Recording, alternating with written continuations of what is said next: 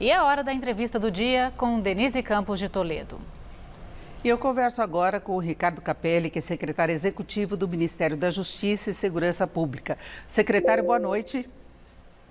Boa noite, Denise. Boa noite a todos que nos acompanham. Um prazer falar com vocês. Bom, e secretário, vamos começar falando das investigações que estão sendo feitas a respeito de postagens das redes sociais em que se fala na contratação de um mercenário.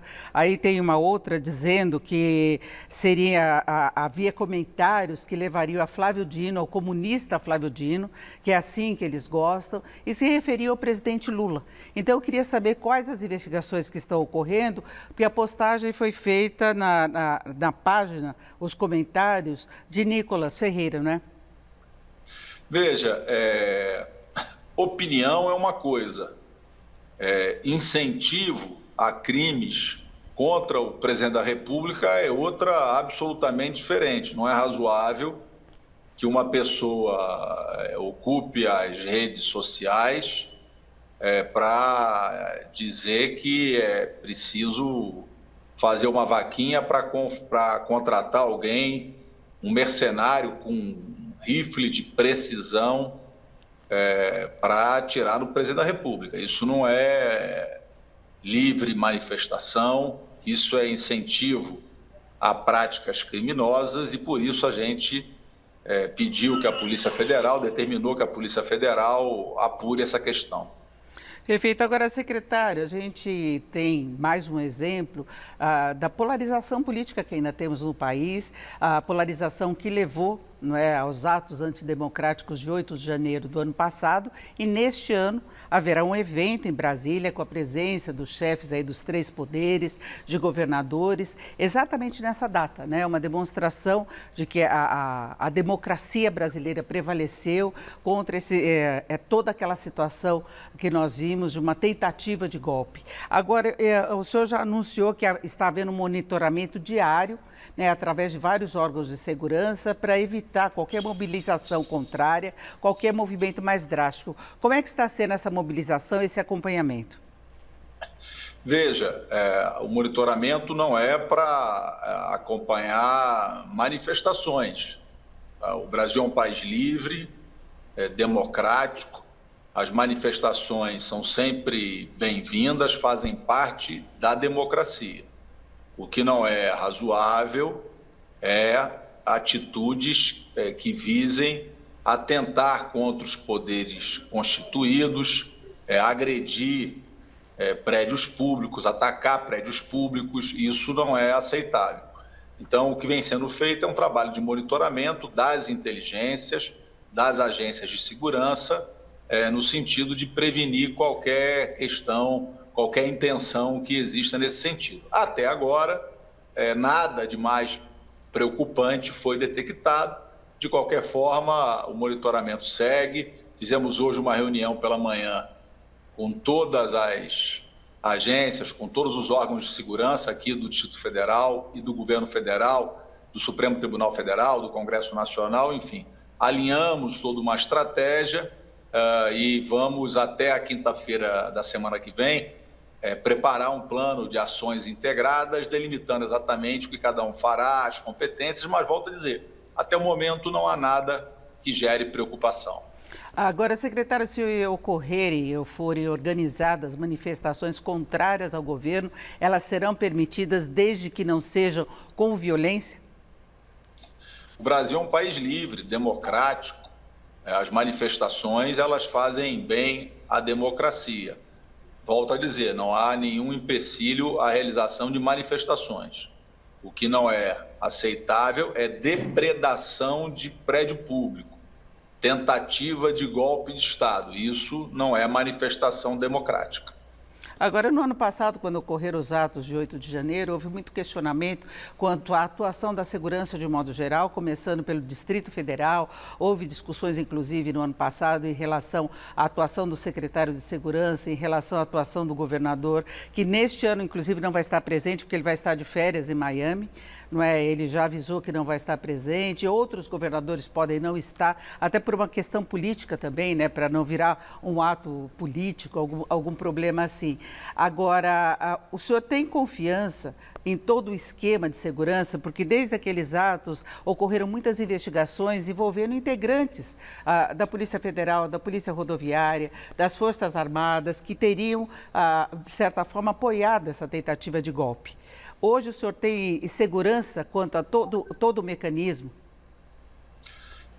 A atuação enérgica durante a intervenção federal, que foi decretada no Distrito Federal em janeiro do ano passado, e a ação também determinada da Polícia Federal através da Operação Lesa Pátria e a atuação igualmente firme e determinada do Supremo Tribunal Federal estabeleceu um claro limite sobre aquilo que é manifestação democrática e sobre aquilo que é baderna, tentativa de golpe de Estado, ataque às instituições democráticas. Então, eu acredito que o limite ficou muito claro, que ele não pode ser ultrapassado, que qualquer tentativa terá como consequência o rigor da lei.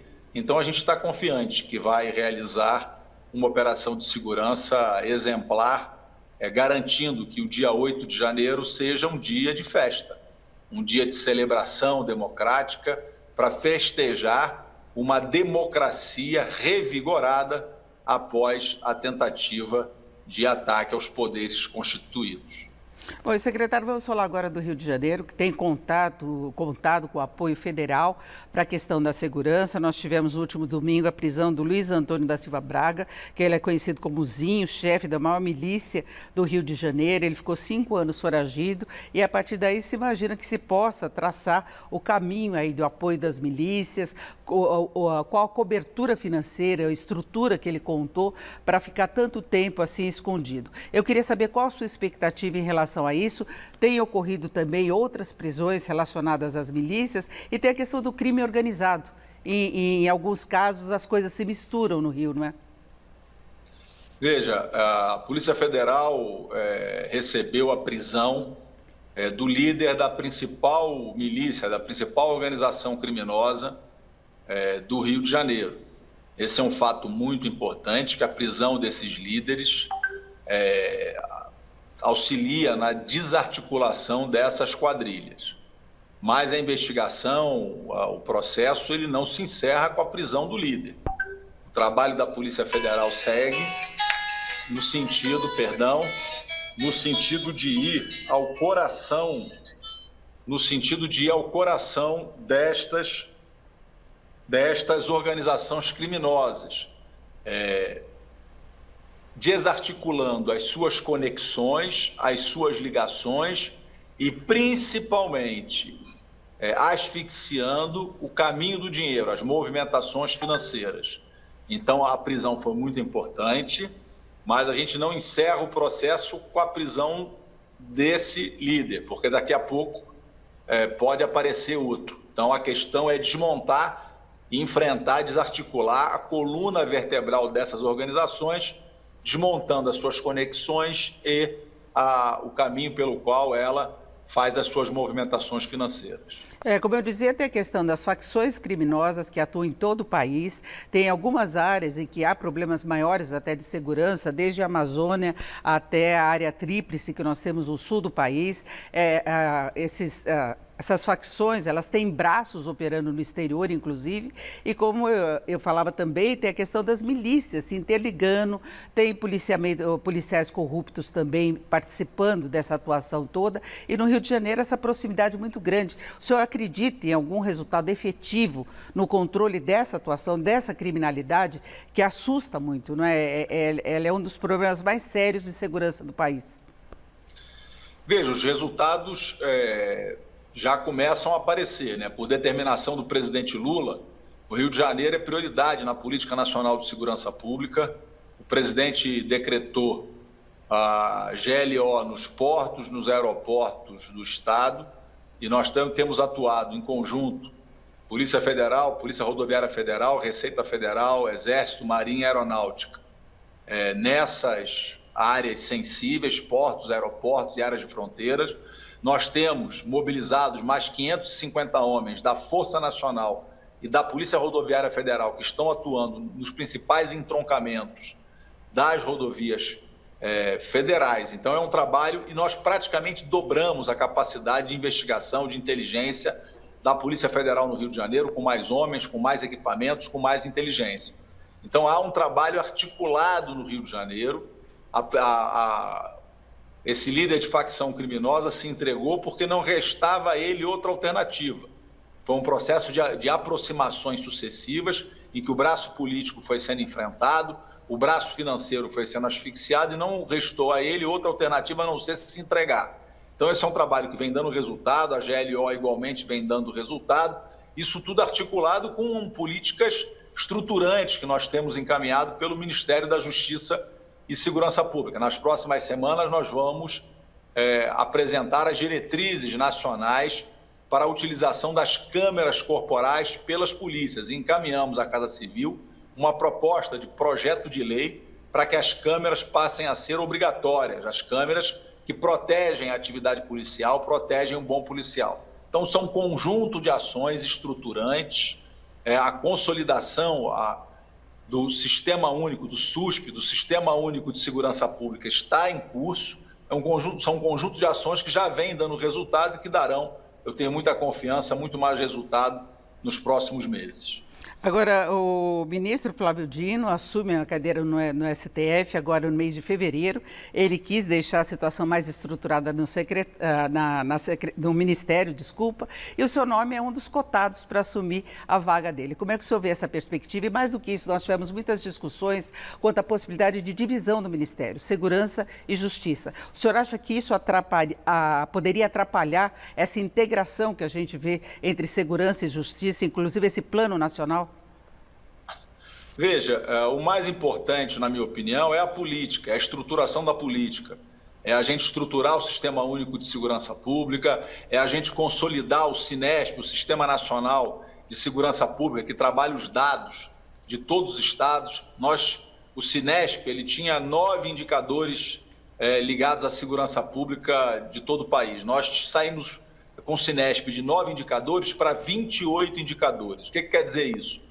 Com isso, a gente vai ter muito mais informação, muito mais dados para poder desenvolver políticas públicas baseadas em evidências, em dados, em informações concretas. Então, para mim, o mais importante é isso, é a estruturação do SUSP, é a estruturação do SINESP, é a estruturação dessa integração, é a Estratégia Nacional de Enfrentamento ao Crime Organizado, é o Plano AMAS, Amazônia Mais Segura e Soberana. Só nesse plano nós estamos investindo 2 bilhões de reais na estruturação do maior programa de segurança pública da história da região amazônica. A forma que isso vai ganhar, para mim, não é o mais importante. O mais importante é a manutenção, a estruturação dessa política. Com relação à sucessão no Ministério, é absolutamente natural, uma vez que o ministro Flávio Dino vai ao Supremo Tribunal Federal, que esse debate aconteça, mas essa é uma atribuição exclusiva do presidente da República, do presidente Lula, que saberá, eu tenho absoluta convicção, tomar a melhor decisão para o país. A nós, aqui, nos cabe continuar trabalhando, porque o tempo da política é mas os problemas no país acontecem todo dia. A gente segue trabalhando com a mesma determinação, com a mesma energia de sempre. Eu agradeço muito a participação do secretário executivo do Ministério da Justiça e Segurança Pública, Ricardo Capelli. Secretário, muito obrigado, uma boa noite. Boa noite, Denise, e a todos que nos acompanham. Um prazer falar com vocês. Obrigada. Com vocês.